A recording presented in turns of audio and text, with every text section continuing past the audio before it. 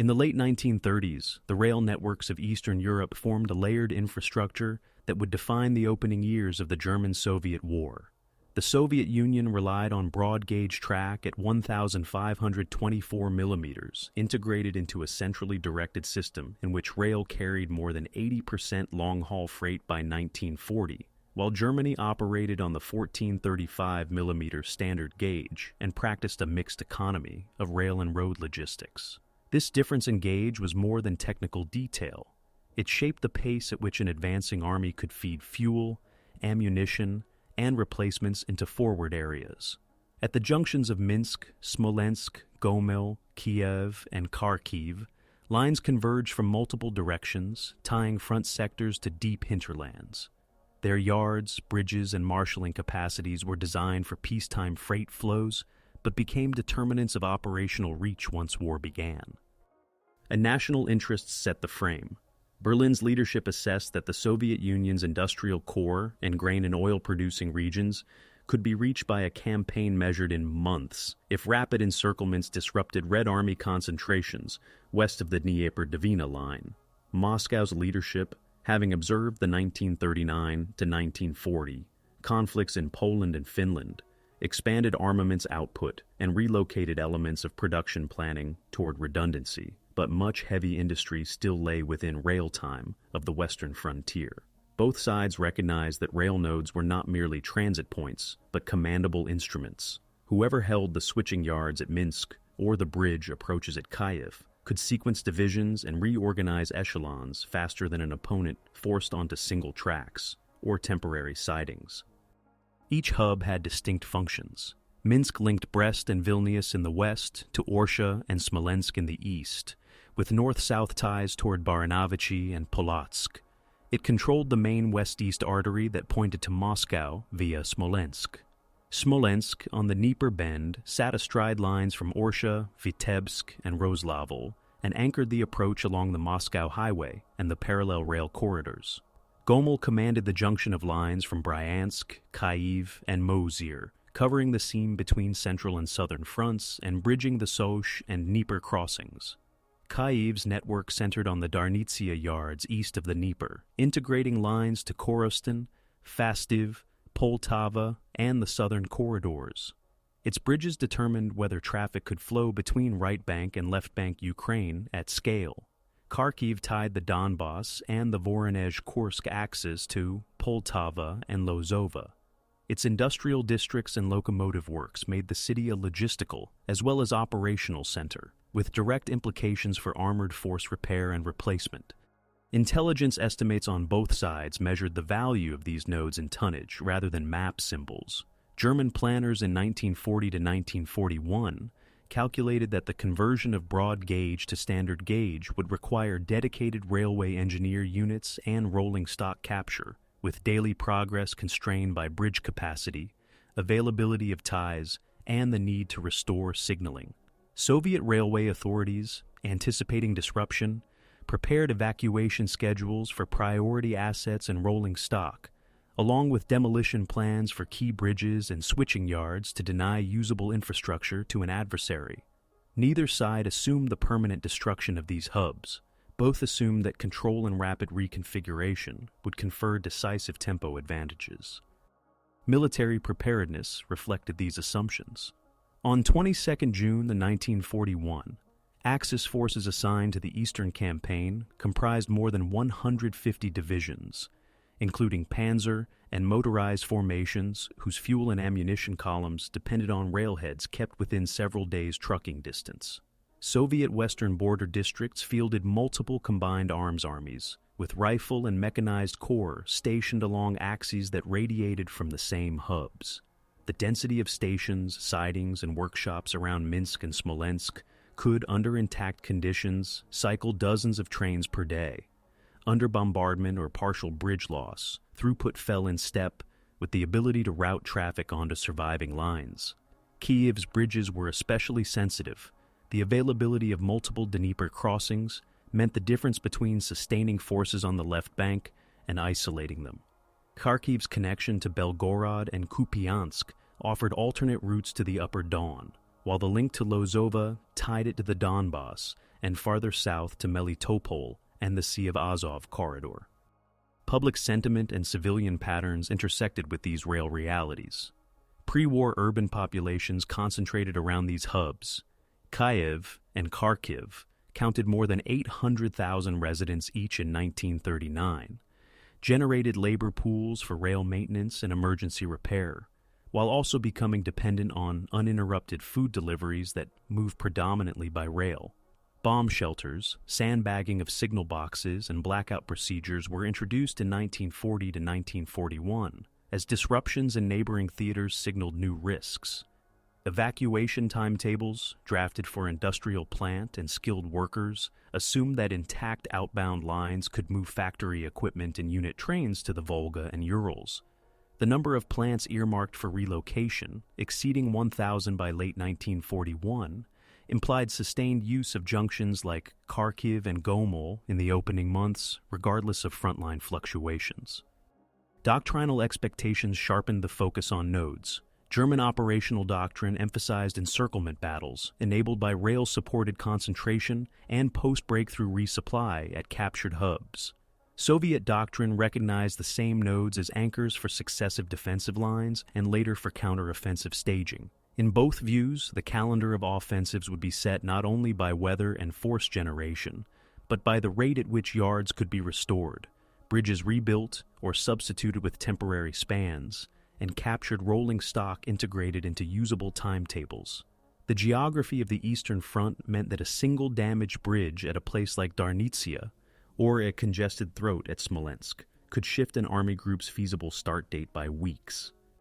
By mid-1941, therefore, these cities were not background scenery, but structural components of military capacity. Their pre-war development, numbers of tracks in and out, lengths of receiving yards, positions of power stations and water towers for steam locomotive servicing, and proximity to depots storing rail fastenings and bridge trusses, translated directly into how many divisions could be fed, for how long, and at what pace along each axis.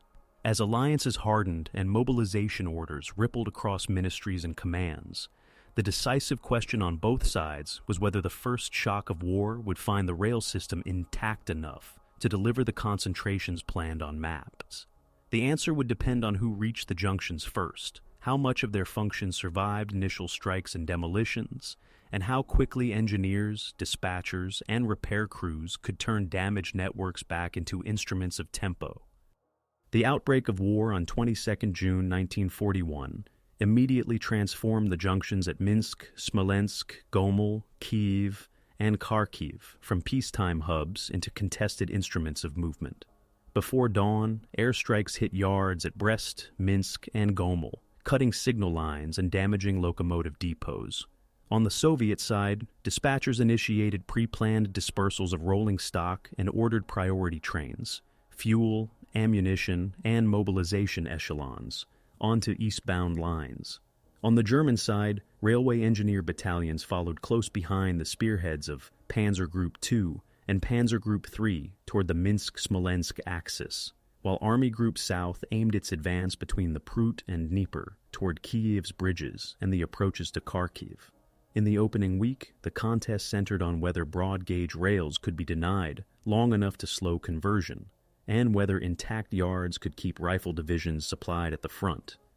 Initial movements aligned with the geography of the network. Army Group Center, with more than 50 infantry divisions and 9 panzer divisions, drove along the Brest-Baranavichy-Minsk corridor toward Orsha and Smolensk. The capture of junctions at Lida and Molodechno enabled lateral shifts between the Vilnius and Baranavichy lines, allowing panzer columns to close on Minsk from the northwest and southwest. Soviet Western Front attempted to feed reserves from Vitebsk and Orsha into the gap forming west of Minsk, but the need to route around damaged sections and the congestion of westbound evacuations reduced throughput. By 28 June, German units entered Minsk. Railway troops began re-gauging approaches, while bridging teams prepared the crossings over the Berezina and the Dnieper en route to Smolensk. The priority was to push the railhead as far east as possible, so that fuel trains could shorten the trucking distance to the leading spearheads. At Kyiv, the opening phase produced a different pattern. Army Group South advanced from the northwest and southwest against a defense anchored on the Dnieper.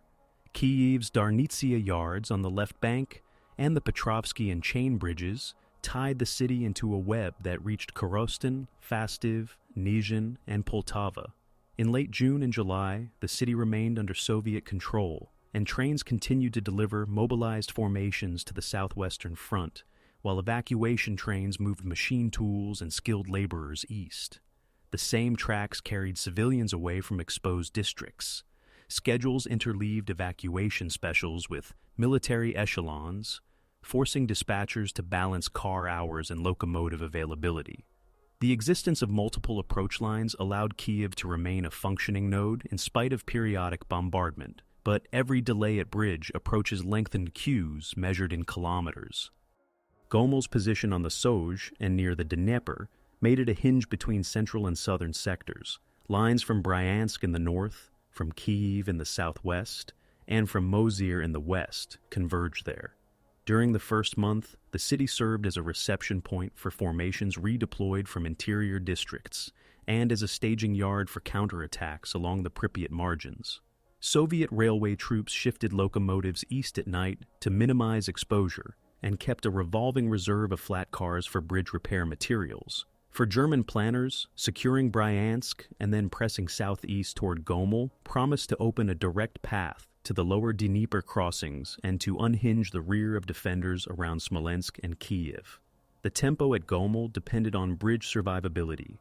Each damage span forced detours through secondary lines with lower axle load ratings, reducing the number of trains per day that could be run without risking track failure. Smolensk emerged as the next target once Minsk fell. The city's yards, fed by lines from Orsha, Vitebsk, and Roslavl, were essential for feeding the approach to Moscow.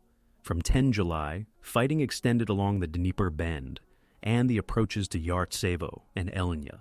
German railway troops converted track behind Panzer Groups 2 and 3 to standard gauge, installing new frogs and re-drilling fish plates, while Soviet detachments removed spare rails, blew culverts, and burned wooden trestles east of the city. The result was a moving boundary of rail usability. German formations could bring up fuel and artillery ammunition by rail to a point west of Smolensk, and then transship by truck. Soviet formations used intact broad-gauge lines east of Orsha to feed counterattacks and pull damaged equipment rearward for repair. Throughput at this stage was the limiting factor. A panzer division required several hundred tons per day, an infantry division more than 100. And the number of trains that could be dispatched over restored sections determined how long frontline units could maintain pressure. Kharkiv's role in the opening phase was indirect, but decisive for depth. In June and July 1941, the city remained well behind Soviet lines. Its locomotive works, wagon shops, and connection to the Donbass made it a source of rolling stock, spare parts, and evacuation capacity. Eastbound routes through Kupiansk toward the Oskol and farther to the Volga received priority for industrial evacuation trains. In parallel, the same yards processed inbound military trains moving to the Dnieper and toward Poltava. German operational planning recognized that the ability of the Red Army to absorb losses west of the Dnieper depended on whether Kharkiv and the Donbass could still push equipment and replacements forward. Thus, the southern thrust aimed not only at seizing river crossings, but at bringing the railhead far enough east to threaten the Kharkiv-Lozova-Donbass triangle. Command structures adapted quickly to the rail constraints. German field railway directorates established at Minsk after 28 June managed captured rolling stock and scheduled priority trains, fuel, ammunition, bridging material, while allocating limited locomotive hours to medical evacuation and prisoner transport. Soviet People's Commissariat of Railways issued emergency timetables that reserved night slots for long-haul eastbound evacuation and daylight slots for short-haul military movements, while military councils prioritized bridge defense and assigned rifle regiments to protect switching yards against sabotage and air attack. Both sides used armored trains to secure key stretches and to test line integrity before releasing heavier traffic. The human dimension inside these junctions changed in hours. Railway workers at Minsk and Orsha continued coupling operations under air alarms, shunting strings of tank cars to sidings shielded by embankments.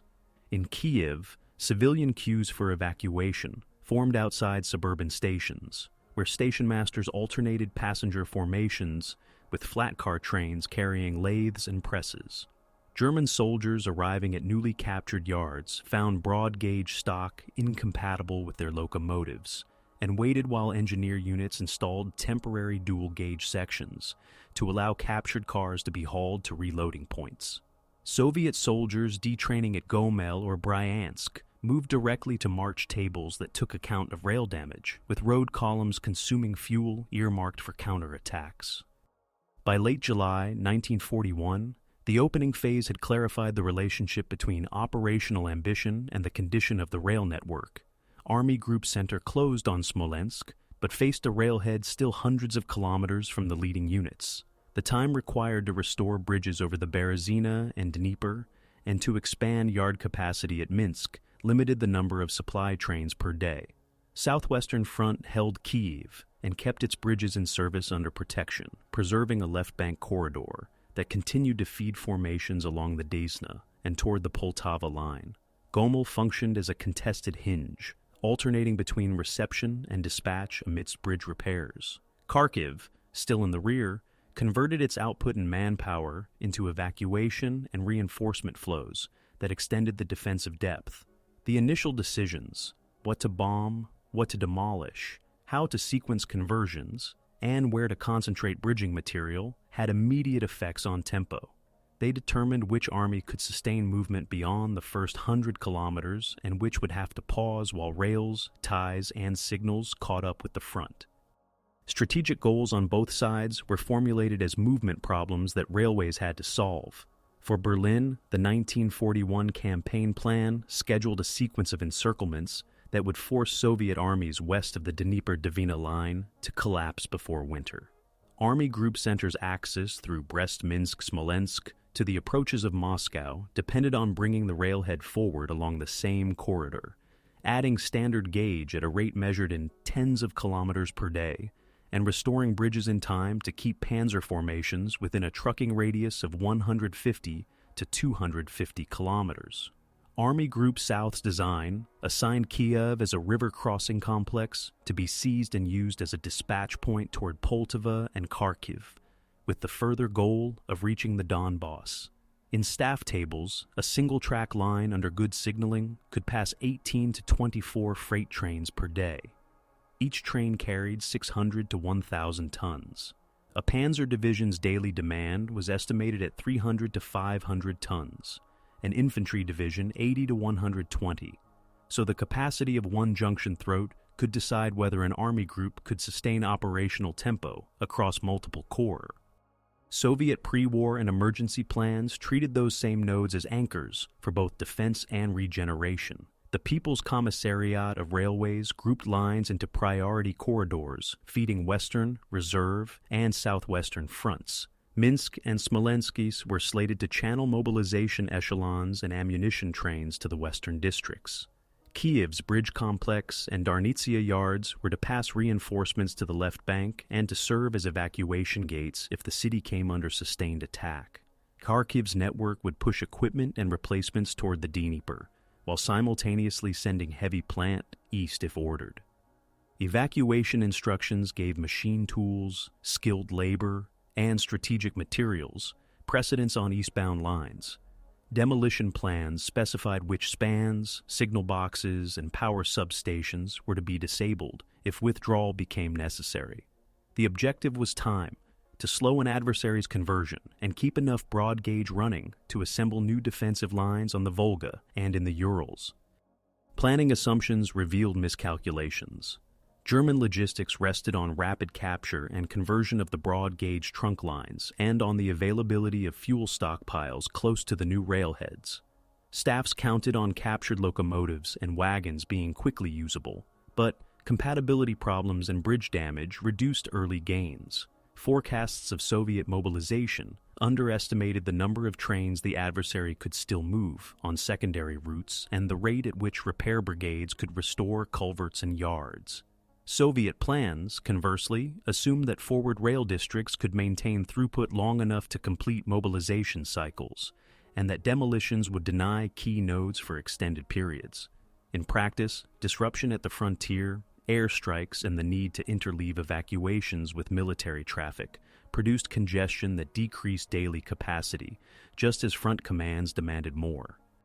Command structures mirrored the importance of rails. German field railway directorates were attached to each army group, with construction battalions tasked to re-gauge lines, repair bridges, and reopen marshalling yards. Their operating principle was to push the railhead forward in steps that matched planned operational jumps.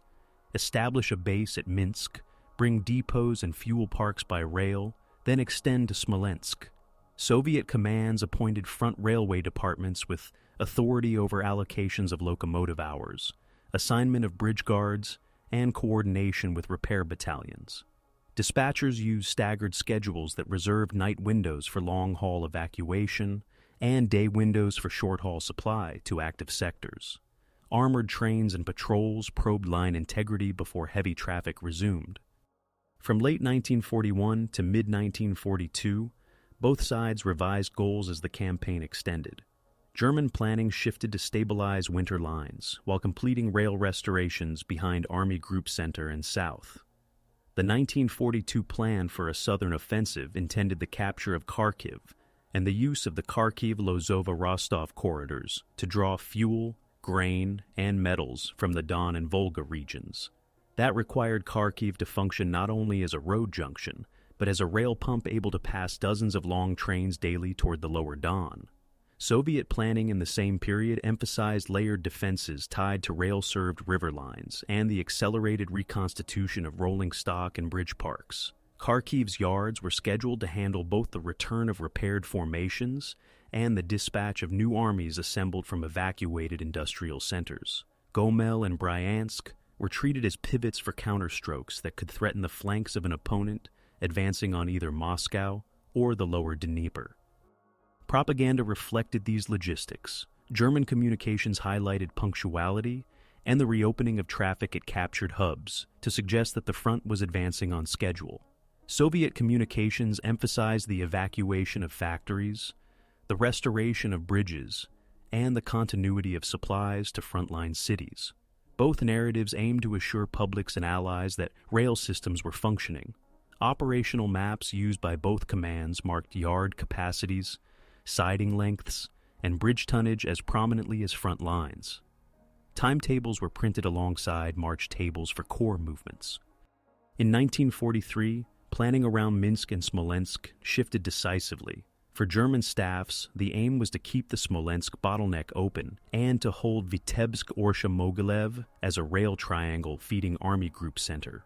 Yard expansions and additional sidings were scheduled to increase the number of trains that could be run through the Smolensk area, despite attrition. For Soviet staffs, the purpose was to design offensives that intersected rail geometries, cutting lateral connections before pushing on the main west-east axis.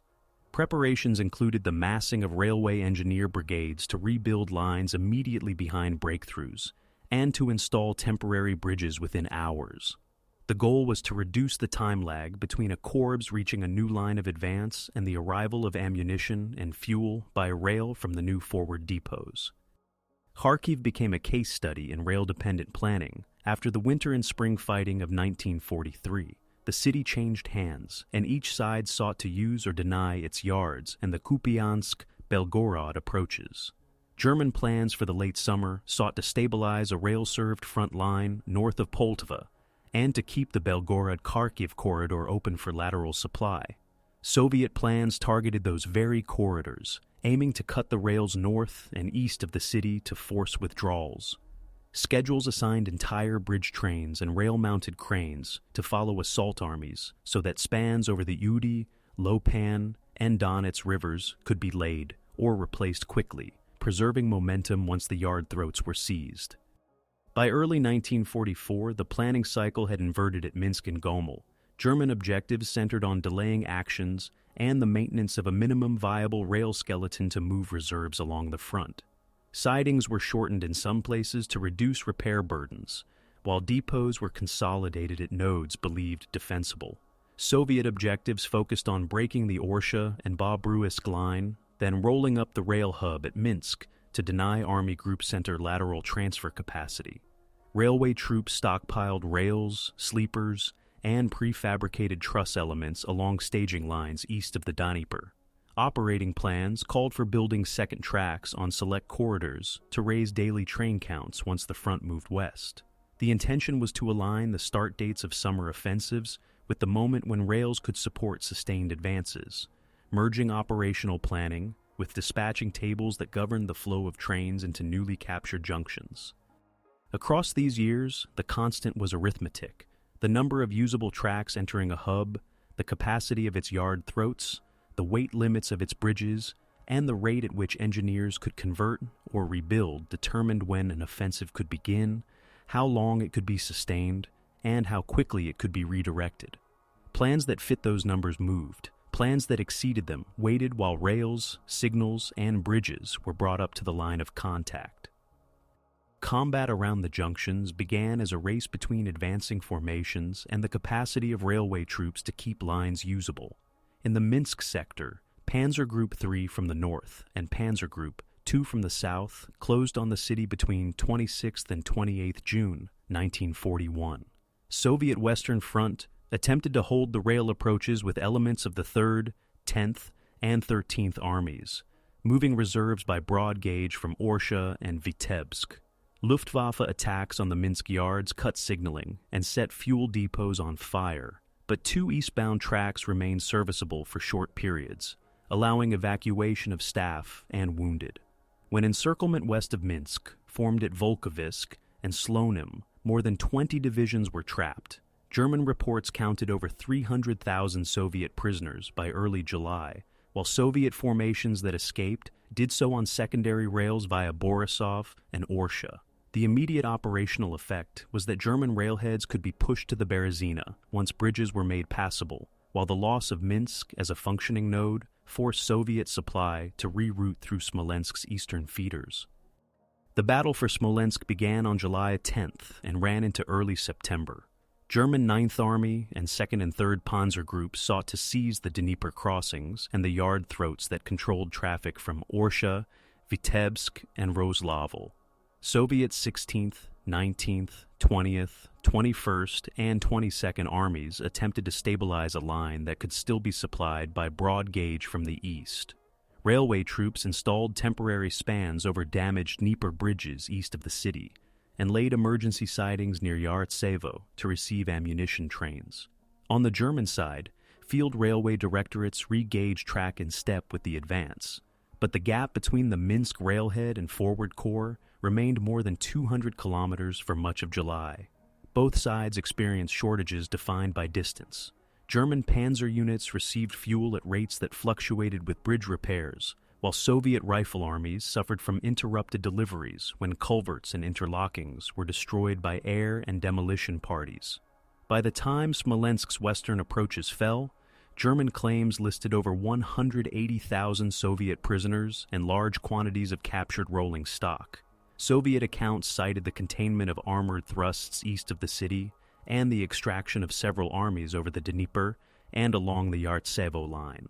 The junction itself became a bottleneck whose partial use shaped the timing of all later movements toward Moscow. Gomel, positioned on the hinge between center and south, saw its first large engagements in July and August. German 2nd Army and 2nd Panzer Group pressed southeast from the Bryansk axis, while Soviet 21st Army defended the Saj crossings and fed counterattacks along the Pripyat edge. The rail bridge over the Saj, carrying traffic from Bryansk and Unetcha, was hit repeatedly. Soviet engineers erected a temporary low-water span and shifted heavy trains to night passages. Daily throughput dropped below a dozen military trains at several points, forcing ammunition transshipment to trucks on the east bank.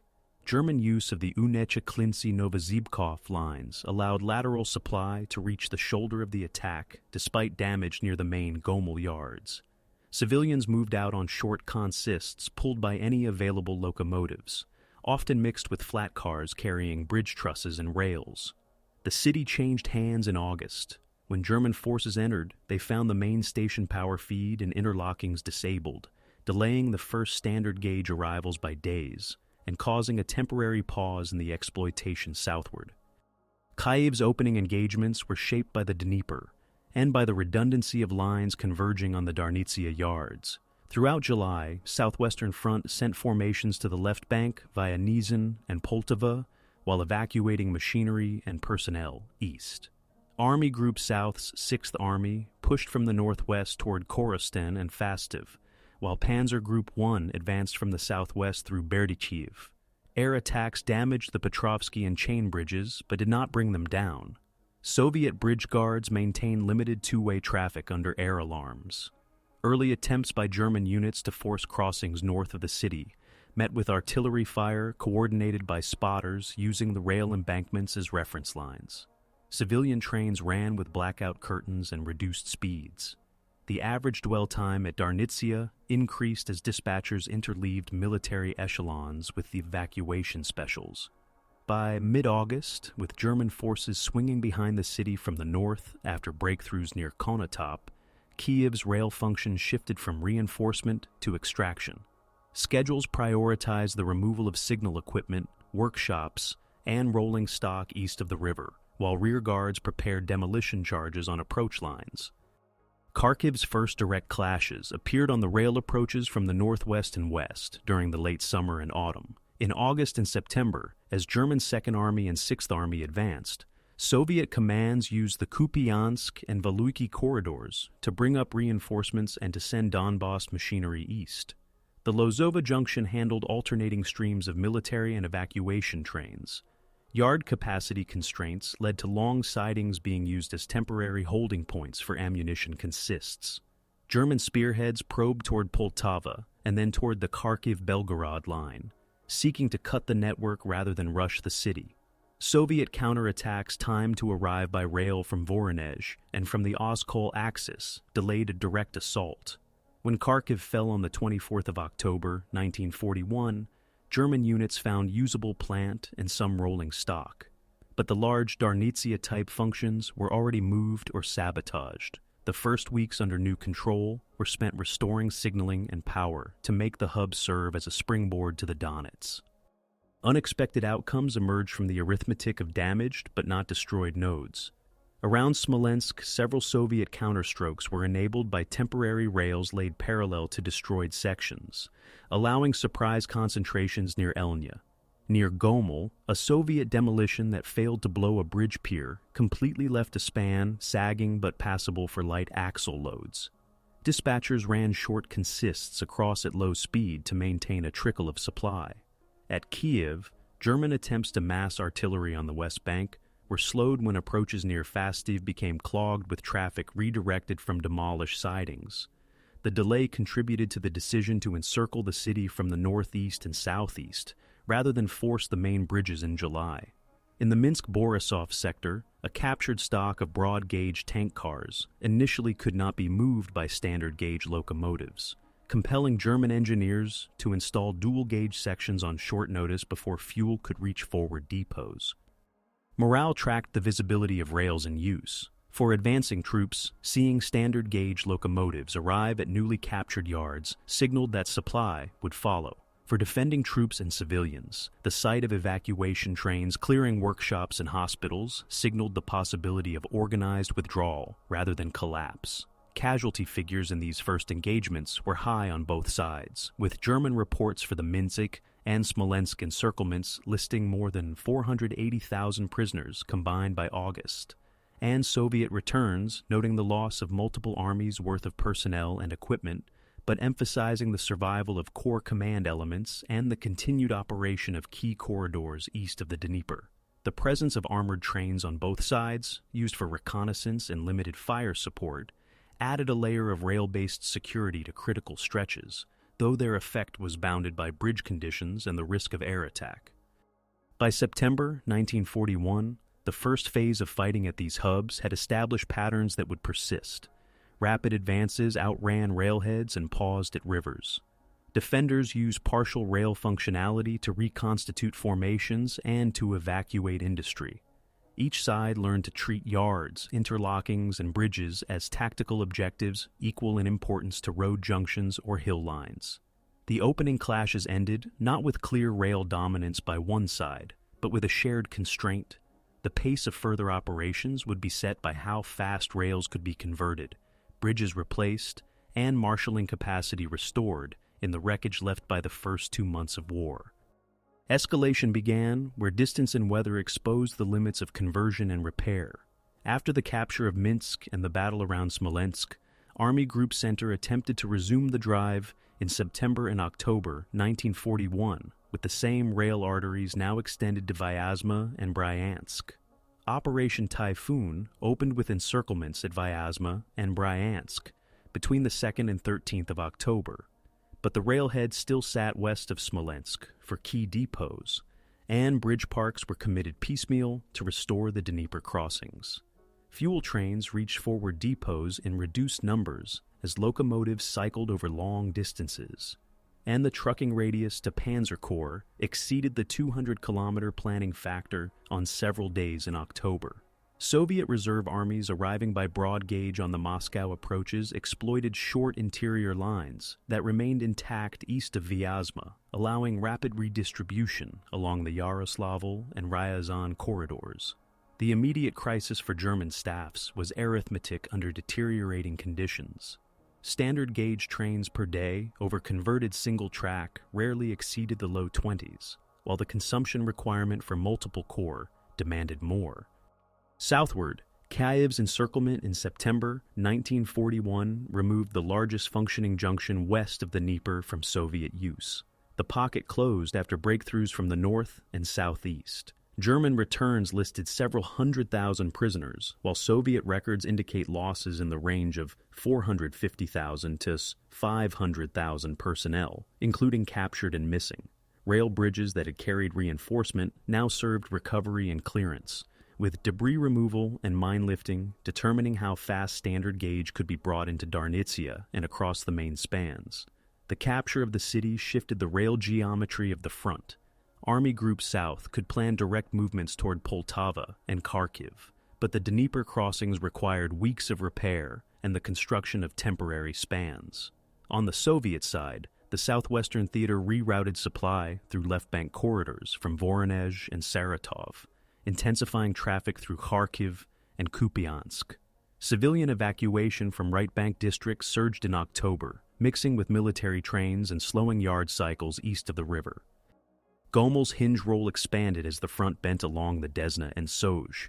In September and October, pressure from the Bryansk axis forced Soviet 3rd and 13th Armies to alternate between defending river crossings and covering evacuations. Each time the main Soj bridge was damaged, throughput fell to night movements of short consists under reduced axle loads. German railway troops attempted to open the Unnecha, Novozhibkov, Gomel approach, and to establish lateral movement south toward Chernihiv, but repeated demolitions at junction throats limited the number of trains per day that could be run. The crisis for both sides presented itself in queues, ammunition trains idling on sidings, while bridge units completed trestles, hospital trains staged behind damaged interlockings, captured broad-gauge cars awaiting dual-gauge sections before they could be moved. As autumn mud set in, rails replaced roads as the only reliable long-haul paths. Embankments often stood above flooded ground, allowing movements where highways were impassable, but the same embankments concentrated targets. Partisan activity in October-December 1941 began to register as a constraint, with culvert demolitions and rail breaks forcing slow orders and patrols on critical stretches feeding Smolensk and Gomel. Armored trains escorted bridge materials and used light artillery to disperse ambushes, yet the effect on timetables was cumulative. On Soviet territory in the rear of advancing forces, railway repair battalions traveled with prefabricated track panels to close breaks within hours while security detachments walked the line between block posts. The delay caused by a single removed fish plate on a main line could cascade into missed windows at a junction 2 sectors away. The winter of 1941 to 1942 converted operational ambition into a supply problem measured in locomotive hours. Temperatures below -20 Celsius in December and January increased coal consumption and thickened lubricants. Locomotives required more time in depots, and frozen points at yard throats lifted fewer trains per day.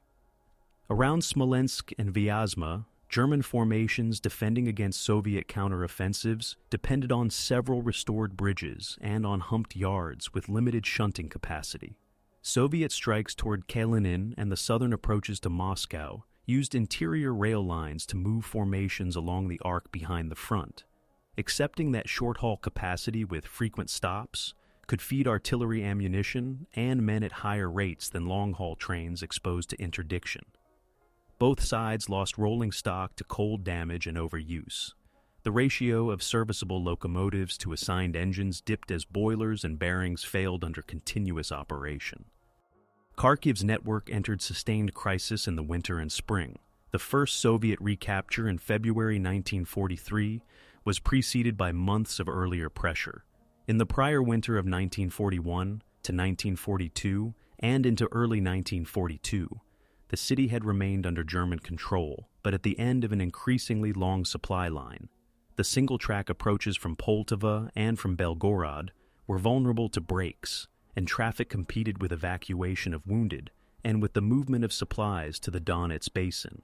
On the Soviet side, in early 1942, plans for an offensive toward Kharkiv relied on amassing ammunition via Voronezh and Kupiansk, and on keeping the Oskal bridges in service. The May 1942 fighting around Izium and Kharkiv culminated in a Soviet defeat. German sources reported over 170,000 prisoners, while post-war Soviet analyses placed total casualties above 200,000, including killed, wounded, and captured. Rail factors, limited bridgeheads over the Donets, congestion at Kupiansk, and delays in moving ammunition stocks forward featured in staff reviews of why the offensive lost cohesion once counterattacked. Minsk and Smolensk, held by German forces through 1942, functioned as bottlenecks despite yard repairs. Army Group Center's daily receipts in fuel and ammunition rose and fell with the availability of locomotives and the pace of track maintenance. Sidings around Orsha and Vitebsk were lengthened to park supply trains closer to distribution points, but the single-line stretches east and west of Smolensk imposed ceilings on movements that could not be lifted without double tracking, which engineer units lacked the manpower and material to complete at scale during the winter.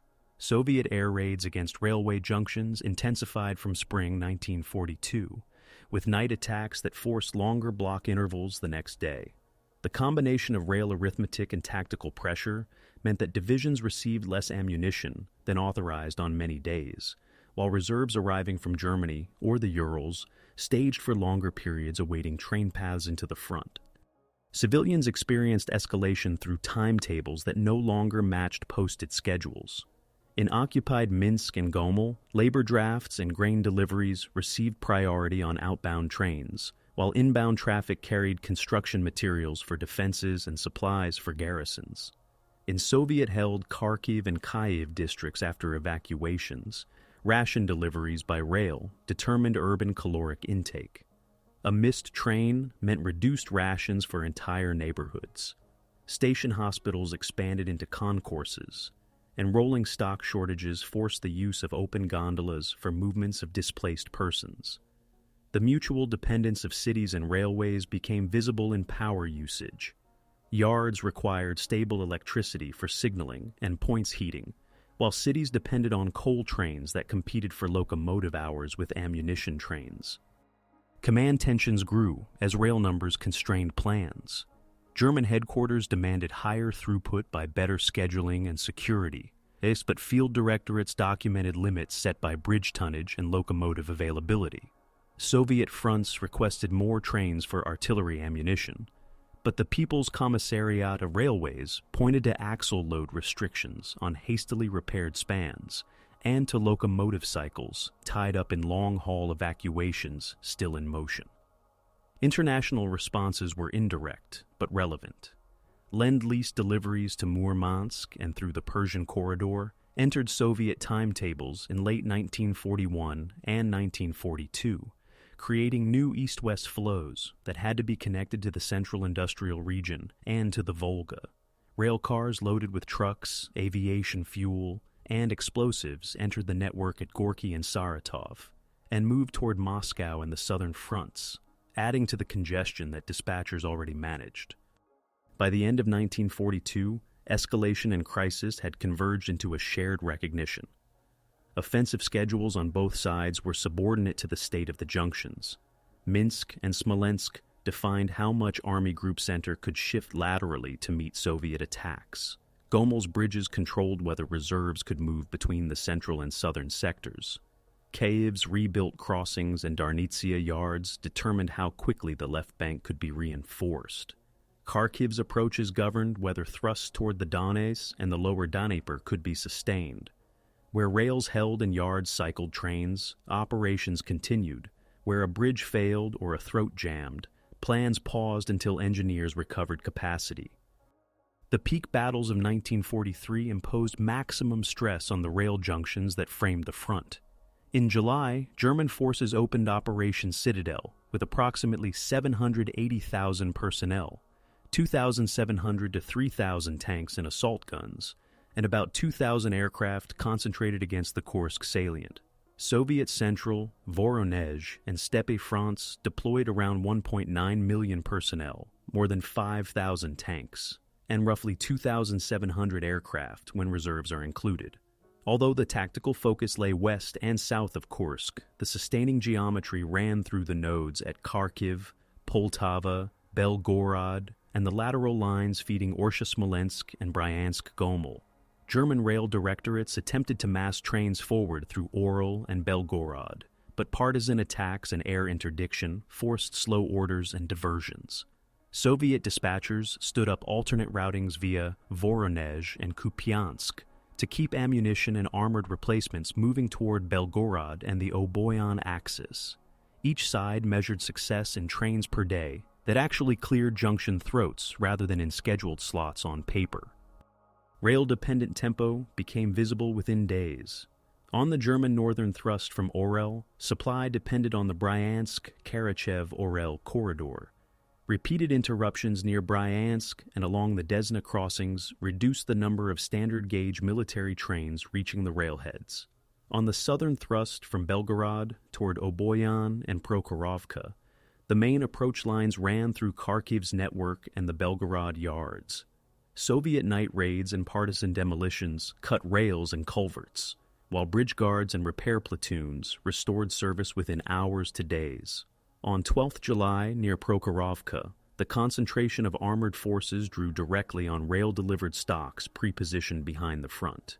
Soviet units committed fresh tank corps brought up via Kupiansk and Valuiki, while German formations consumed fuel and ammunition at rates that outpaced deliveries constrained by the Belgorod choke points. The attritional outcome of Citadel reflected these logistics. Despite initial penetrations, German formations could not maintain supply density across multiple corps once rail disruptions accumulated, while Soviet reserves arrived over short interior lines strengthened in the spring. Once the initiative shifted, rails determined pursuit. The Soviet Orel offensive and the Belgorod-Kharkiv operation launched in August required immediate reconstruction and extension of broad gauge behind advancing fronts. Railway troops followed assault armies with prefabricated bridge panels and track sections, reopening yards at Belgorod within days and pushing the railhead toward Kharkiv. On 23 August 1943, Soviet forces re-entered Kharkiv after weeks of fighting that exhausted both sides. German withdrawals attempted to move heavy equipment north via the Kharkiv-Belgorod line under air pressure, while Soviet commands prioritized the quick return of Darnitsia-like functions in Kharkiv's yards, telegraph, interlockings, turntables, to pass more than a dozen supply trains per day toward Poltava and the Donets. Comparative figures underline the shift, where German standard gauge flows into the Kharkiv sector had struggled to sustain several corps with under 30 trains per day in July. Soviet broad gauge movements by September raised daily counts as restored sidings and dual-track segments came online. Smolensk, long a bottleneck, became the focus of a sustained offensive from 7th August to 2nd October 1943. German Army Group Center attempted to hold the Vitebsk, Orsha, Smolensk triangle with lateral rail support to Mogilev and Roslavl.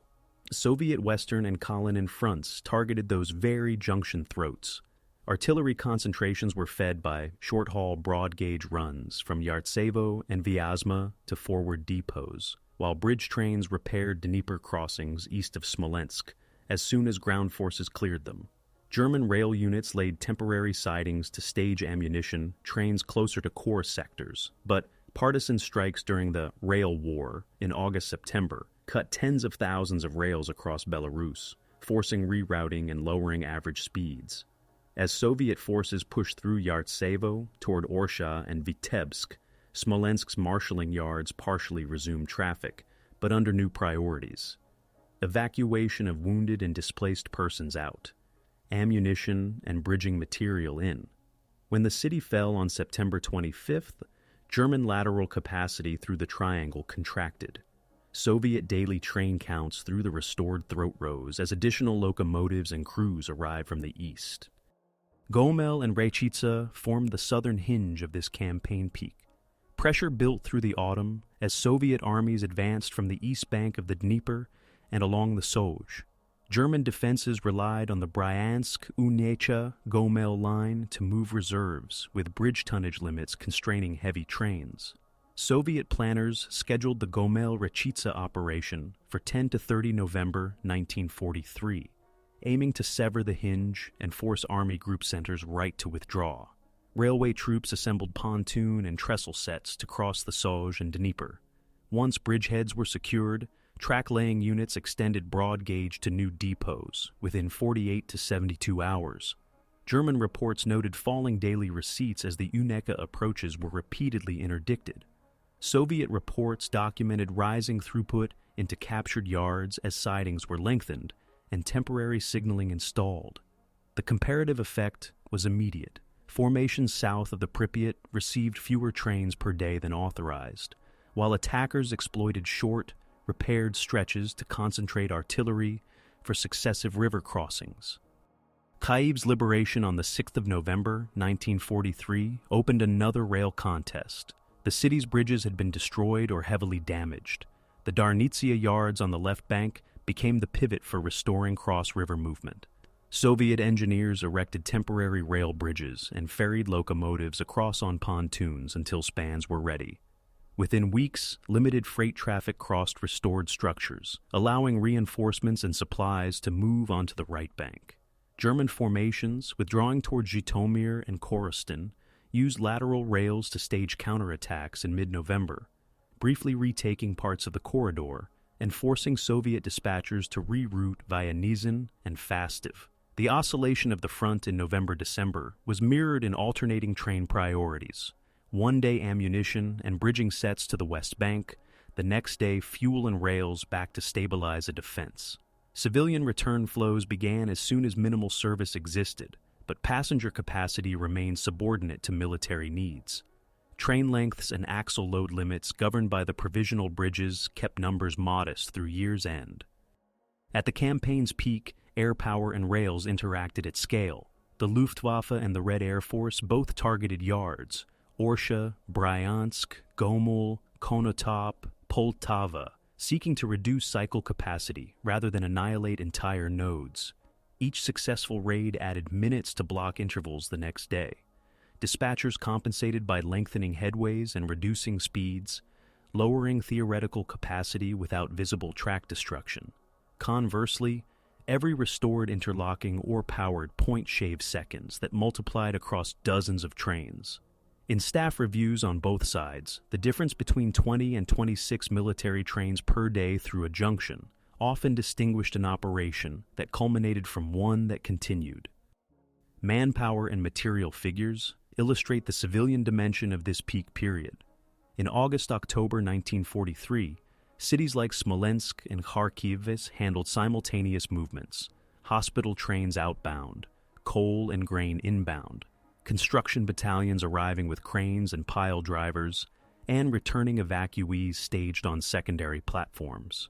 Railway workers, dispatchers, signalmen, bridge crews operated under curfews, blackouts, and air alarms. For each hub, the number of serviceable locomotives dictated choices. A yard with 20 engines available might allocate 12 to military freight, 5 to evacuation and medical trains, and 3 to coal and food. A loss of 2 engines to maintenance could cancel an entire category for a day. These allocations, signed at midnight by railway departments and front staffs, translated into tangible outcomes at the line of contact 24 to 48 hours later. By December 1943, the cumulative effect of restored broad gauge behind the Soviet advance and degraded standard gauge behind German lines set conditions for the winter campaigns. Minsk and the Orsha approaches remained in German hands, but with reduced lateral flexibility. Smolensk's loss had shortened Soviet supply lines to the central sector. Gomel's capture complicated German transfers between Army Group Center and South. Kyiv's reopened crossings created a right bank platform for operations toward Zhytomyr and Vinnytsia. Kharkiv's functioning locomotive works and wagon shops, partially reconstituted, increased the availability of rolling stock for the push toward Poltava and Kremenchuk. Peak operations had not only consumed divisions and materiel, but had rewritten the dispatching math of the front, where a junction could cycle 30 trains a day. Offensive sustained momentum. Where it fell to 15, formations paused or yielded ground while engineers restored the numbers. Resistance and adaptation took multiple forms as both commands learned to work within the limits that rails imposed. In 1942 to 1944, defensive concepts routinely began with junction geometry. German staffs in the Minsk, Orsha, Vitebsk triangle organized elastic defenses around rail-served towns, so that reserves could shuttle laterally along the standard gauge spine and counterattack where Soviet penetrations outran their railheads. Sidings near Orsha were lengthened to stage ammunition trains for corps-size fire plans. Trains arrived under blackout, locomotives uncoupled, and wagons gravity-humped to reduce shunting time. Soviet operations adapted by assigning breakthrough armies their own railway troops and bridge parks, closing the gap between seizure of a throat and the first broad-gauge train entering it, where the front shifted by 20 to 40 kilometers in a day. Track-laying battalions installed temporary panels on prepared ballast, accepting speed limits to gain hours. At Kyiv in late 1943 and early 1944, both sides used the river as a logistics filter. Soviet engineers ferried rails and sleepers over the Dnieper until a provisional rail bridge carried the first light axle load trains. Thereafter, schedules interleaved heavier supply only as trestles and trusses accumulated. German commands adapted by using lateral rails through Korostin and Shepetivka to strike at Soviet bridgeheads, concentrating formations within a trucking radius of depots that had rail access. During the November oscillations, daily allocations on the Soviet side reserved morning windows for ammunition to the West Bank and afternoon windows for fuel. Hospital and refugee trains moved at night. When a span went down after an airstrike, the timetable pivoted to pontoon raft cycles, and dispatchers rebalanced locomotive hours to short-haul shuttles on the left bank. The same pattern appeared on smaller rivers near Gomel, where low-water trestles sometimes carried only 4 to 6 wagons per crossing before reinforcement. A single bridge train could raise that capacity within a day. Partisan warfare and countermeasures became a systematic duel over line integrity. In Belarus, in mid-1943, coordinated demolition campaigns targeted culverts, signal boxes, and rails at block intervals to force long, slow orders. German responses included armored draisines, patrol trains with light artillery, and blockhouses at kilometer posts. Schedules were rewritten with larger headways, reducing the theoretical maximum trains per day through Orsha and Minsk, even when no bridge was down. Soviet staffs integrated partisan reporting into dispatch decisions. When a culvert failure near a designated kilometer marker was confirmed, trains were diverted before reaching the block, saving hours that would otherwise have been lost to unscheduled stops. The net effect was measurable at junctions. A yard capable of cycling 26 military trains per day under intact signaling might cycle 18 after a week of small but cumulative disruptions. restoring one interlocking or replacing a set of points recovered 2 to 4 paths. Kharkiv offers a case of mutual improvisation. Through 1943, both sides learned to operate under partial functionality. German field railways used dual-gauge inserts on critical approaches so that captured broad-gauge cars could be towed to reloading points without full conversion. Temporary feeder lines connected dumps to yard throats to avoid clogging the main. Soviet practice assigned rolling workshops to the city, repairing locomotives and brake gear onto a 24-hour cycle. When the city changed hands, operations restarted with whatever survived: a handful of serviceable engines, a telegraph office, and one powered throat sufficed to pass the first dozen trains that set conditions for the next week. Civilians became part of the railway labor force, trained to replace sleepers and to pack ballast. Work gangs moved with infantry escorts along approaches exposed to shelling. Food and coal movements followed fixed ratios and timetables. If ammunition took 12 paths in a day, hospitals and ration trains received 3 to 5, and the remainder went to rails, trusses, and fuel. Gomel's hinge roll encouraged innovations in bridge practice.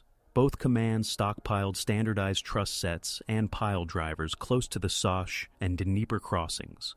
When defenders dropped a span, attackers floated pre-assembled sections on barges, then winched them into position. Where piers were damaged, temporary timber trestles replaced 1 or 2 spans with reduced tonnage limits. Railways adapted their consists. Heavy flat cars loaded with tanks and artillery waited until structural reinforcements raised limits. Meanwhile, short trains of ammunition and fuel crossed under escort at reduced speed. Security units patrolled embankments on foot and by handcars. Dispatchers marked the exact minute a bridge was cleared for the next consist.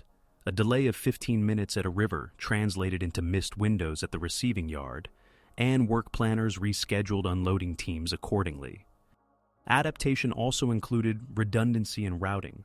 After the loss of Smolensk in September 1943, German lateral movement depended on keeping both Vitebsk-Orsha and Mogilev corridors open. If one corridor's daily capacity fell below 10 trains due to track repair, the other absorbed overflow, often at the price of longer running times. Soviet planners built parallel capacity by reopening secondary lines and adding passing loops east of the front. In the Kyiv sector in early 1944, the addition of one loop every 15 to 20 kilometers on a single-track approach increased daily trains by 4 to 6 without new bridges, enough to support a core-level artillery plan. At Kharkiv and Poltava, extra sidings near depots allowed pre-assembly of trains so that a locomotive could hook and depart within minutes, an adaptation that recovered locomotive hours lost to long turnarounds. Resource management tightened. Coal, lubricants, and spare parts for locomotives were rationed by yard. A junction with 20 serviceable engines received allocations proportional to scheduled military trains, not to city size. Workshops cannibalized unrepairable stock. Wheel sets and brake cylinders moved by priority codes that placed bridge gear and signaling components ahead of passenger comfort. Staffs on both sides formalized train packages for operations. A division's daily allotment might be 5 to 7 trains, 2 ammunition, 1 fuel, 1 rations, 1 mixed engineer and medical, plus contingencies. Packages were tied to rail paths across multiple junctions. If a path failed at Minsk, rescheduling rippled to Orsha and Smolensk within hours. These packages structured operations during the winter of 1943 to 1944 and shaped the start conditions for summer offensives. Innovation extended to deception and protection.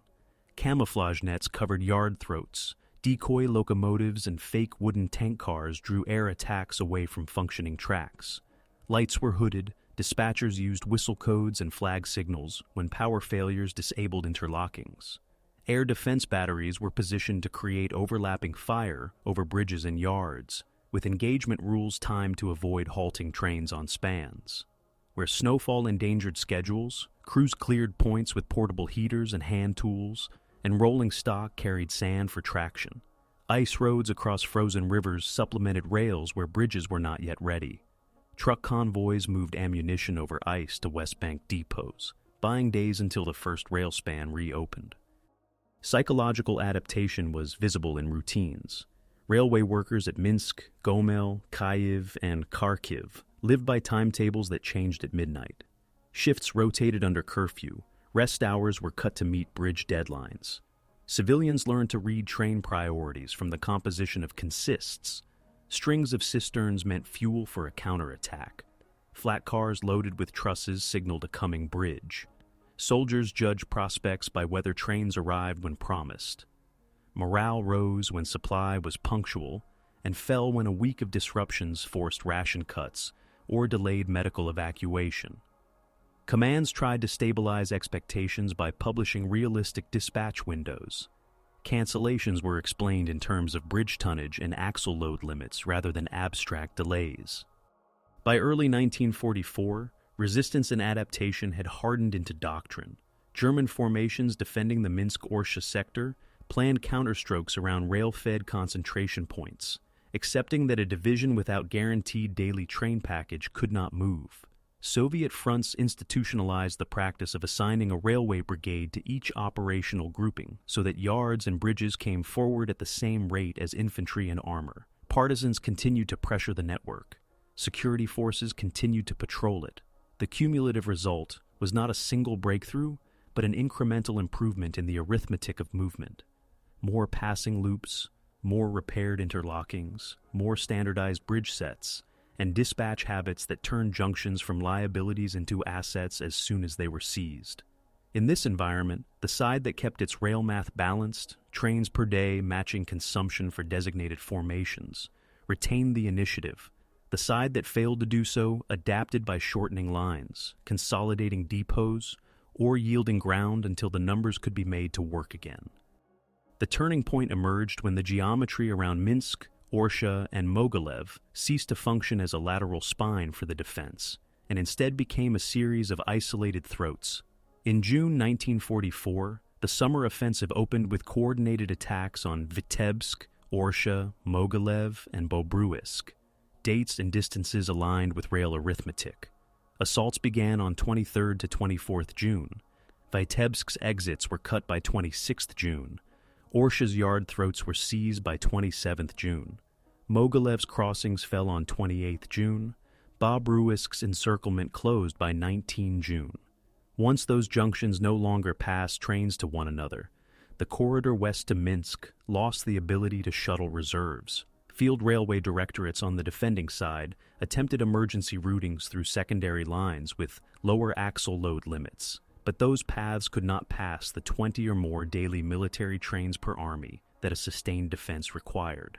On the attacking side, railway brigades used prefabricated panels and bridge sets to push broad gauge forward behind breakthrough armies, accepting speed limits to gain hours. The operational consequence was that the encirclement north and south of Minsk closed on July 1st and 2nd, and the city was entered on July 3rd, with pockets east and southwest of the city collapsing in the following days. Comparative figures show the shift in momentum. In the first 3 weeks, formations defending the central sector lost the ability to move corps laterally along the Orsha-Minsk axis. Personnel and equipment losses, including prisoners taken in the Vitebsk and Bobruisk pockets, ran into the hundreds of thousands by mid-July. Attacking formations accepted significant casualties in river crossings and urban approaches, but replaced losses with units arriving over short, repaired stretches from Vyazma, Smolensk, and Yartsevo. Fuel and ammunition densities measured at forward depots illustrate why events proceeded as they did. Depots east of Minsk rose to dozens of rail-delivered trains per day by early July, while depots west of Minsk fell below planned receipts when dual-track segments were reduced to single-track, and when interlockings at Orsha and Mogilev were rendered inoperable. A division that previously received 5 to 7 daily trains now received 2 to 3. Artillery programs that required thousands of tons per day were scaled back or canceled, reducing the ability to break counterattacks. Smolensk's earlier fall in September 1943 had already shortened supply lines for the attackers. In 1944, that advantage reached full effect. Locomotives could cycle from Rzhev and Vyazma to the new forward depots in 2 to 3 days instead of 4 to 6. Crews operated under intact signaling east of the front. When broad-gauge rails reached Orsha, new schedules replaced temporary road bridging with rail spans across the Dnieper's tributaries. That regained locomotive hours. On the defending side, locomotive shortages and damaged yards raised turnaround times. Even when a train reached a forward railhead, the lack of powered points and serviceable humping tracks meant long dwell times. Wagons waited for hand shunting, and unloading took hours that were not available to meet divisional consumption. Gomel, captured in late November 1943, became a springboard for the southern wing of the Central Offensive. The Soj and Dnieper crossings, rebuilt over the winter, allowed assault groups to mass ammunition and bridging material within a day's rail distance of the front. When the offensive opened, rail-fed artillery concentrations supported river crossings with schedules that delivered propellant and shells in fixed ratios. Counter-movements from the defending side, routed via Unesha and Bryansk, ran into the same capacity ceilings that constrained the center.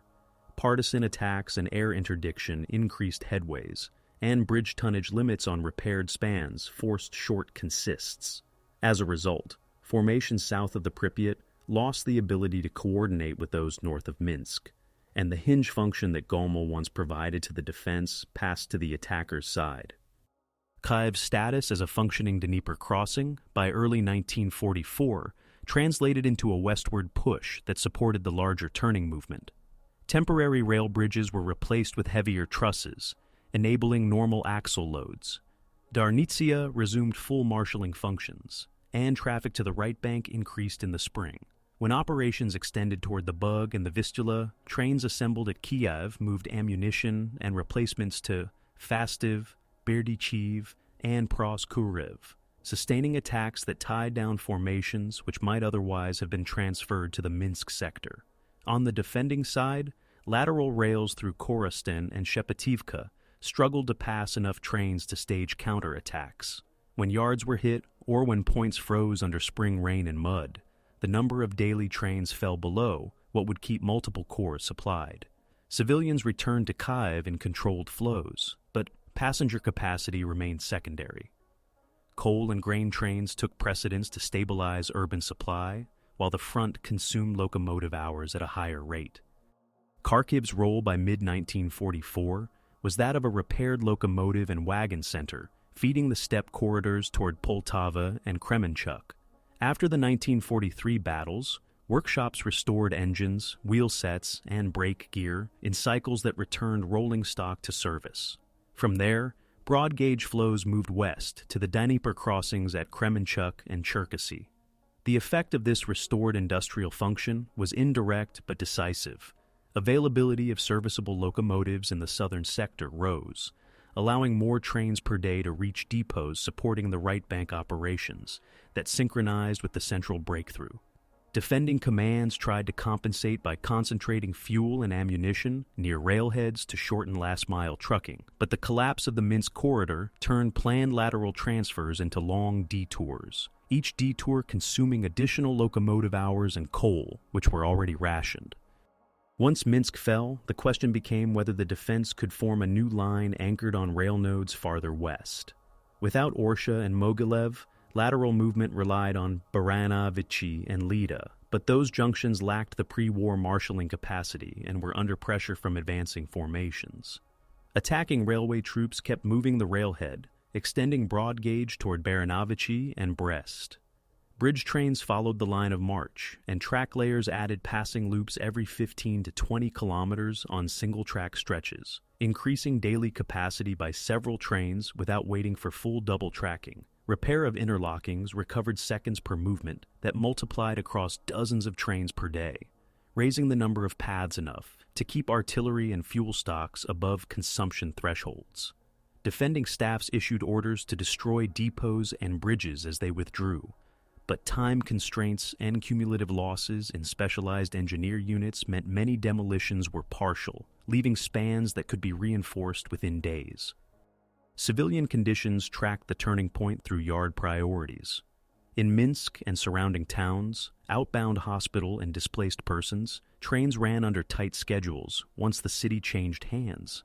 Inbound trains carried construction battalions, coal, flour, and medical supplies. The ratio of military to civilian trains remained weighted toward the front, but the reappearance of regular ration trains reduced local mortality and stabilized workplaces needed for repair. In Kiev and Kharkiv, labor pools expanded as evacuees returned. Workshops increased locomotive availability, and railway schools trained replacement signalmen and linemen to replace wartime losses. On the defending side in the west, ration trains were cut to clear paths for ammunition and fuel, and some urban centers received deliveries below planned caloric targets, adding pressure to city administrations already managing air raids and evacuations. Air and rail interactions intensified in July.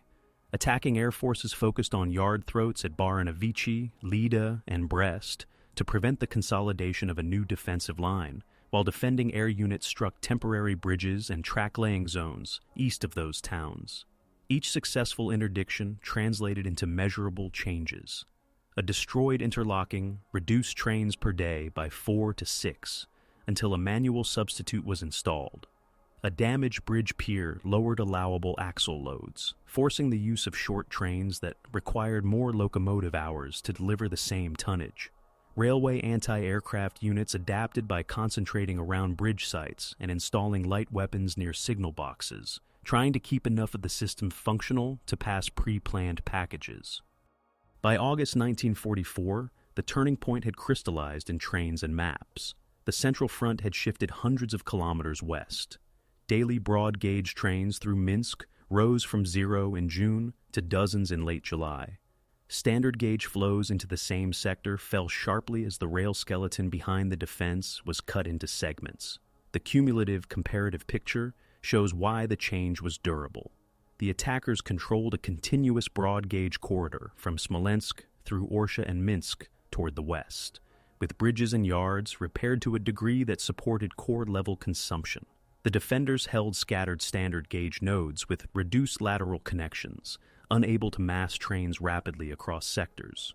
Where a year earlier Minsk and Orsha had enabled flexible response, they now served as restored pumps feeding new offensives.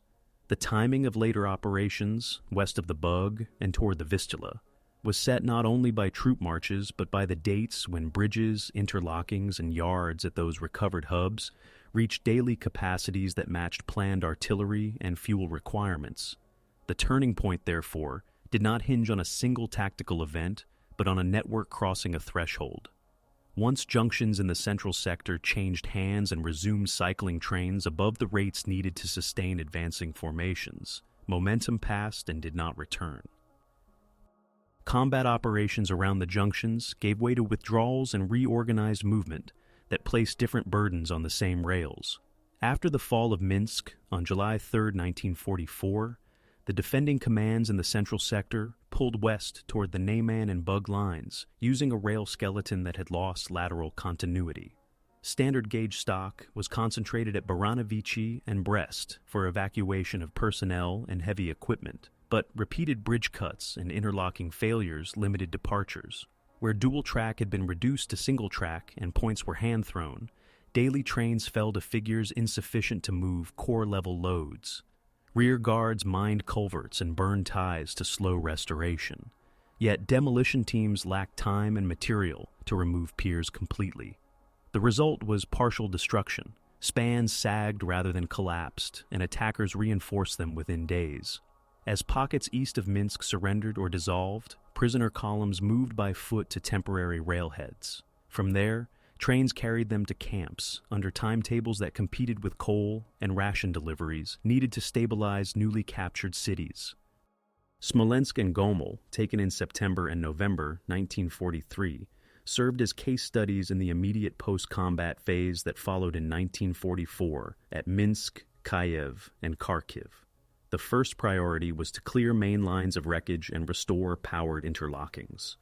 The second was to re-establish regular coal and grain flows into urban centers, where warehouses had been emptied or destroyed.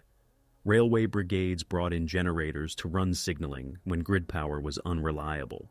Yardmasters reintroduced humped sorting, where embankments and switch heaters survived. Where they did not, gravity and handbrakes substituted at lower throughput. Police and military patrols were posted at block posts to deter looting of rails and copper wire. Civilian committees allocated labor to track gangs and bridge crews, drawing on returnees and on youths trained during occupation or evacuation. Hospitals took over station concourses for triage. Medical trains evacuated the wounded and returned with bandages, disinfectants, and surgeons assigned on temporary orders. Kyiv, liberated on the 6th of November, 1943, showed how a major node reoriented from combat to reconstruction while the front moved west. Darnitsia resumed full marshalling by spring 1944. The bridges over the Dnieper carried increasing axle loads as temporary trusses were replaced with heavier spans. Schedules shifted from predominantly military to mixed traffic. Morning windows for ammunition and engineer materiel, midday for coal and flour, evening for hospital and displaced persons trains. Passenger service, initially suspended or limited to short consists, reopened in controlled phases. Returnees were processed on secondary platforms to avoid blocking freight. Workshops repaired locomotives with cannibalized parts taken from damaged stock. Wheel lathes and boiler shops worked extended shifts. City administrations tied ration scales to train arrivals. A missed coal train forced power cuts and reduced bakery output the next day, so dispatchers placed coal ahead of non-perishable cargo when locomotive hours were scarce. Kharkiv, last contested in August 1943, became a rear area repair center feeding the right bank push. Wagon shops restored brake gear and couplers. Locomotive works returned engines to service that had been laid up since 1941 to 1942. By mid-1944, rebuilt stock raised the number of daily trains that could be dispatched west to Poltava, Kremenchuk, and the crossings toward the Bug and Vistula. The same yards handled a steady flow of wounded eastward and returned with replacements and artillery ammunition. Evacuated factories brought back in partial loads were re-rigged on surviving foundations or moved into undamaged buildings.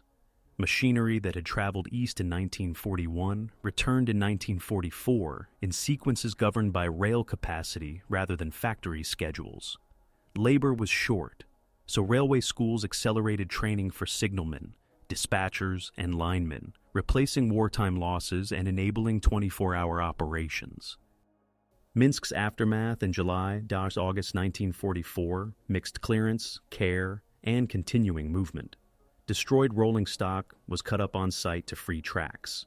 Stations received field kitchens, water points, and temporary shelters for displaced persons. A triage of rail needs set by front staffs and civil authorities assigned paths to essentials: coal, grain, medical supplies, bridge trusses, and engineer tools. Prisoners captured in pockets east of the city moved under guard to sidings where trains loaded under strict time limits. Civilians seeking to return were directed to designated days and trains. Ad hoc boarding was curtailed to keep freight on schedule. Restored telegraph lines reduced reliance on courier riders between block posts. Air raids diminished but did not cease.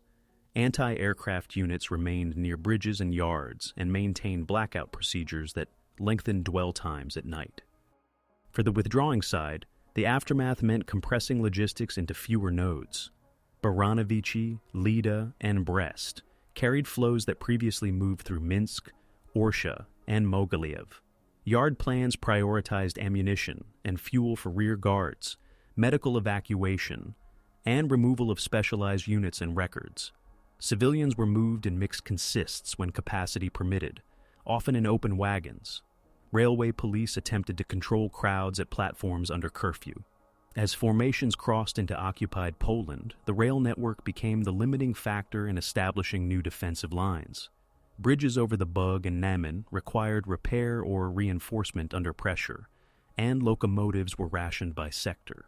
Where stockpiles could not be moved, depots were destroyed to deny materials to the pursuers, leaving contamination and fires that later complicated restoration. Gomel's region illustrates humanitarian effects when junctions change hands. In late 1943 and early 1944, outbound hospital and displaced person trains ran at ratios set weekly by railway departments in consultation with local authorities.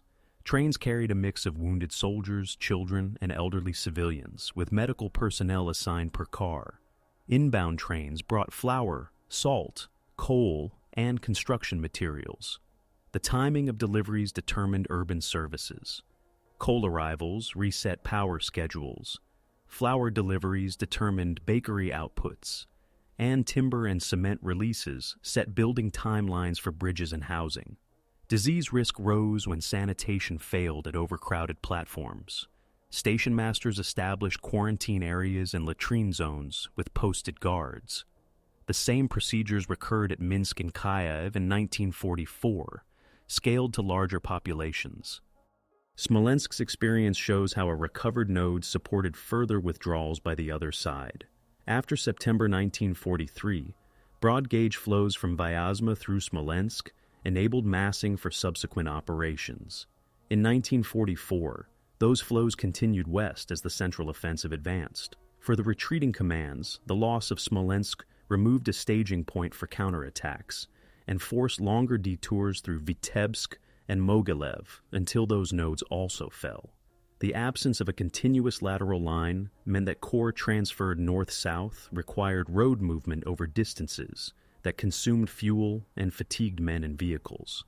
Rail prioritization lists narrowed to two categories in crises: ammunition and fuel. Food, coal, and passenger traffic fell behind, with immediate impact on cities in the rear that depended on daily deliveries.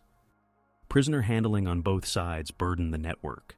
After encirclements at Vitebsk and Bobruisk, large numbers of captured personnel were assembled in temporary enclosures near railheads and moved by train in staged groups.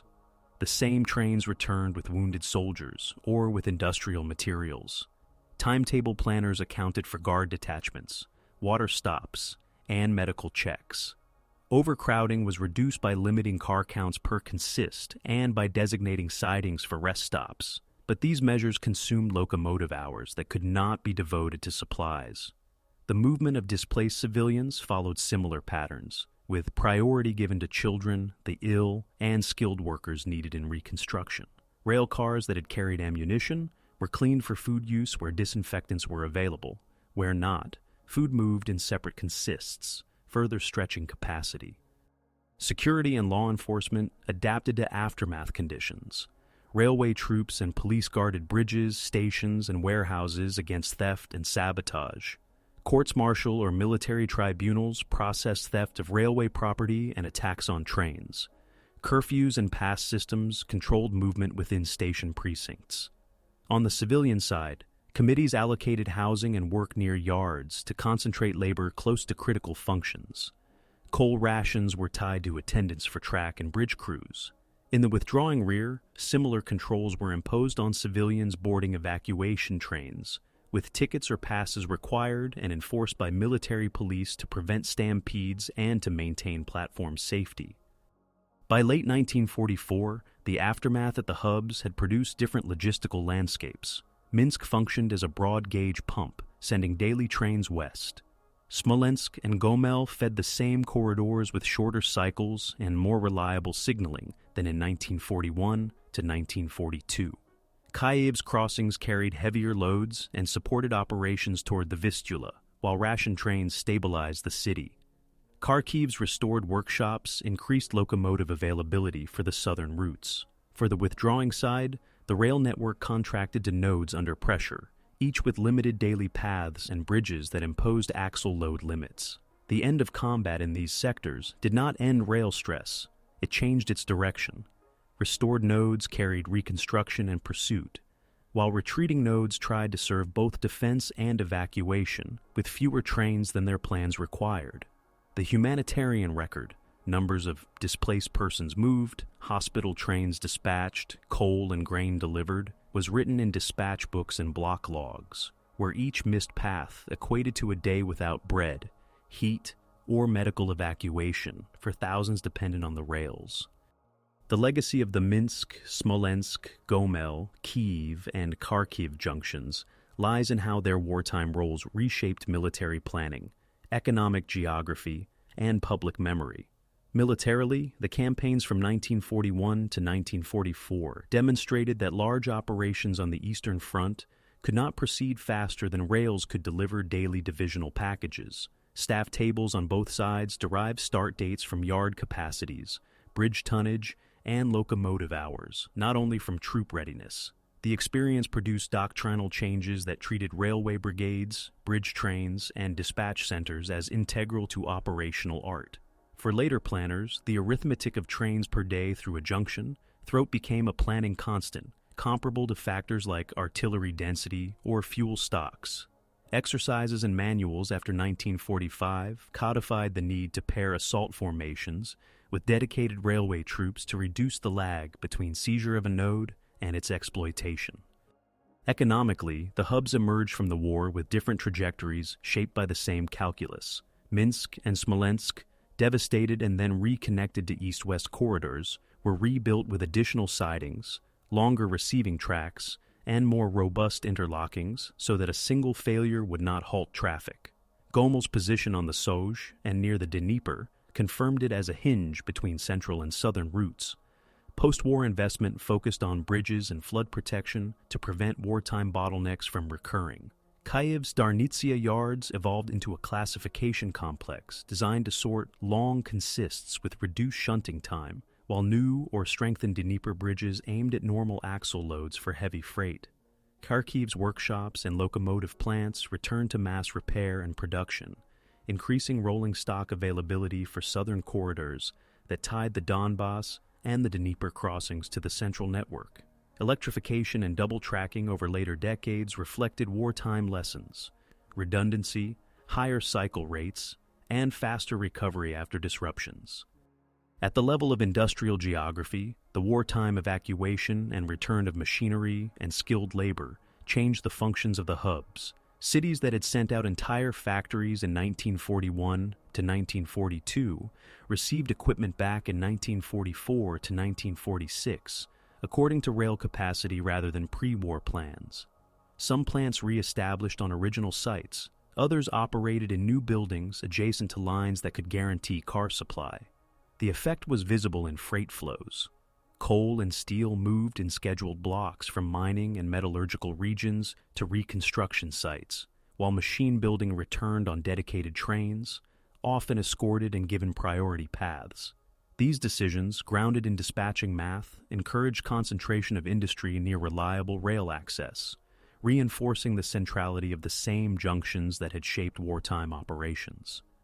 Technically, the conflict validated specific railway methods: prefabricated bridge systems, temporary dual-gauge inserts, and standardized track panels proved their worth under combat conditions, and later entered civil engineering practice for rapid replacement after floods, fires, or accidents.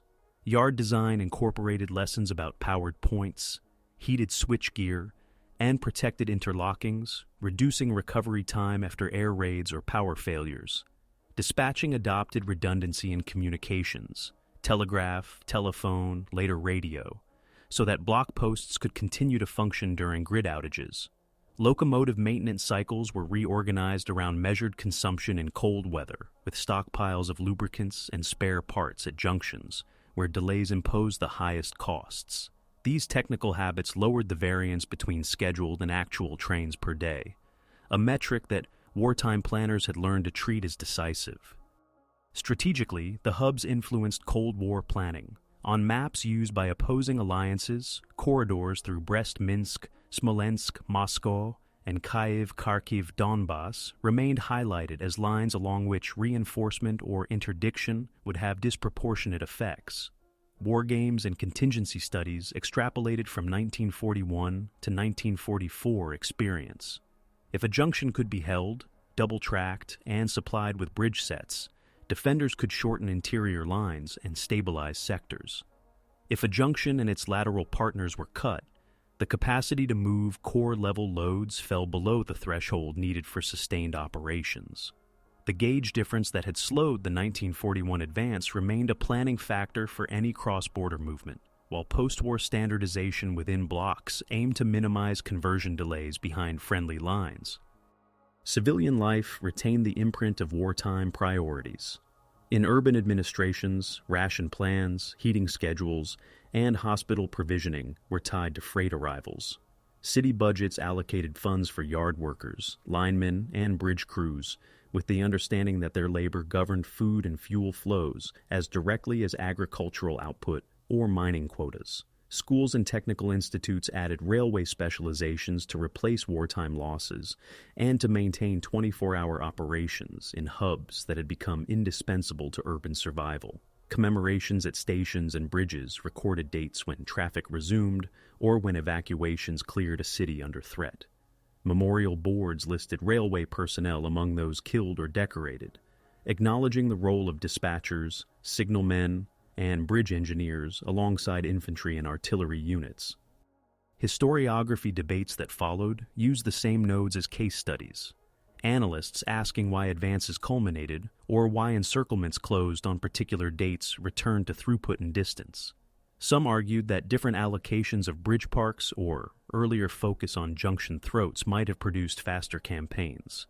Others noted that weather, opposing action, and industrial output set ceilings that no timetable could exceed. Studies of partisan warfare cited figures for rails cut and culverts destroyed, and compared them with block intervals imposed the next day to estimate effects on trains per day. Evaluations of evacuation policy weighed the numbers of plants and workers moved against the congestion imposed on military traffic and the losses from delayed deliveries.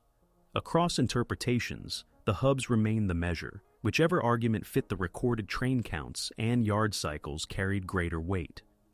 The Humanitarian record kept its own numbers. Hospital trains dispatched, displaced persons moved, coal and grain tonnage delivered to cities. All were written in yard logs and block books, where missed paths translated into days without heat, bread, or medical care. For Minsk, Gomel, Kiev, and Kharkiv, the first post-combat months required balancing front demands with urban survival, and that balance depended on recovering a minimum daily capacity. When bridges and interlockings restored enough paths, mortality fell and workplaces reopened. When capacity dipped below planned figures, queues lengthened and services faltered. These patterns, documented by municipal and railway archives, linked the abstract language of capacity to specific outcomes in hospitals, bakeries, and homes. In comparative perspective, the hubs demonstrated converging methods on opposing sides. Both commands ended the period with institutionalized railway troops, standardized bridge equipment, and scheduling practices that treated trains per day as a limiting factor for corps and army operations. Both allocated locomotive hours by mission categories: ammunition, fuel, rations, medical, engineer, with ratios adjusted weekly from consumption data. Both redesigned yards to reduce dwell time and to protect critical control points. The differences lay in starting conditions and direction of movement rather than in principles, where one side moved west along restored broad gauge and shortened lines of communication. The other moved westward under pressure with reduced lateral capacity on damaged standard gauge. The chronological shift from 1941 to 1944 can thus be read as a change in whose dispatching numbers matched operational ambition. By the end of 1944, the long-term significance of these junctions was established. They were not merely places on a map, but instruments that set the tempo of entire theaters. Their bridges and yards, measured in spans, points, and trains per day, governed when offensives could begin, how long they could be sustained, and how quickly civilians could be fed, warmed, and evacuated. Post-war Reconstruction fixed those lessons in steel and concrete. More tracks, stronger bridges, better signaling, and trained cadres to run them. In public memory, plaques and markers at stations and crossings compress complex logistics into dates and names. In professional memory, dispatching tables and engineering manuals preserve the adjustments learned under fire. The war on the Eastern Front left many markers, but for the cities at its rail hearts, the most enduring marker was the timetable, a record of movement that determined outcomes in the field and in the lives of those who depended on the rails.